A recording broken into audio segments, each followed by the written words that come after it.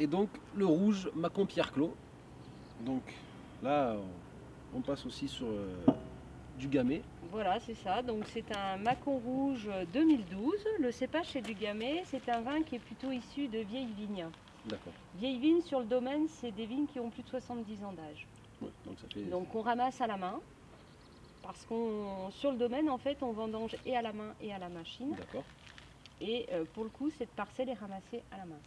Ok. Parce qu'elle n'est pas mécanisable. C'est pour ça qu'on Voilà, le fait à la ouais. main. C'est pas pour une question de vinification. C'est parce que c'est pas mécanisable.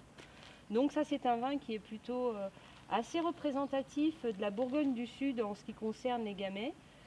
C'est assez, Ouais, ça a un nez puissant quand épicé. même. ouais, Ouais, c'est ouais, assez Poivré. puissant, poivré, épicé. C'est vrai qu'on on retrouve de suite, Ouais, ouais. c'est notre poivre. Ça, c'est bien le type de gamay qui se fait dans la région. En Qui fait. change complètement du profil qu'on peut trouver en Beaujolais. Parfaitement, parfaitement.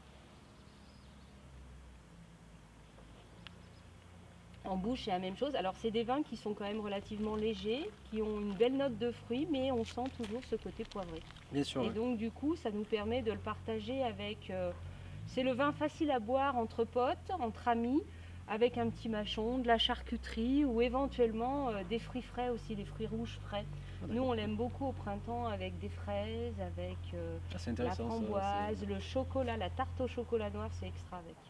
Voilà. C'est vrai qu'on ne pense pas souvent Non. aux fruits frais. On a pour plutôt accompagner, tendance mais- à penser à la charcuterie, éventuellement Tout le à fait. fromage, mais avec une pointe sucrée, c'est extra aussi. Donc, si vous n'avez pas encore essayé, pensez-y Voilà. avec des fruits. Et il y a une chose que je voulais rajouter aussi, c'est au niveau de nos étiquettes de bouteilles.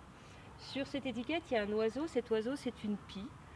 Et en fait, on a choisi la pie. C'est pas par hasard, c'est parce qu'ici, on habite le hameau Les Margots. On a donné ce nom au domaine Coteau des Margots, parce que depuis toujours, ici, il y a toujours eu plein de pies. Et une pie, chez nous, c'est aussi une margot. Et le côté un petit peu plus humoristique, on va dire, c'est que dans le jargon vigneron local, choper la margot, c'est se prendre une cuite. Ah. Donc, on a joué un petit peu sur tout ça, et La c'est picole. aussi le coup de la picole, quoi, voilà. Chose qui ne nous arrive jamais, bien sûr. Ben non, Toujours boire tout avec modération. avec modération. Voilà. À bon entendeur.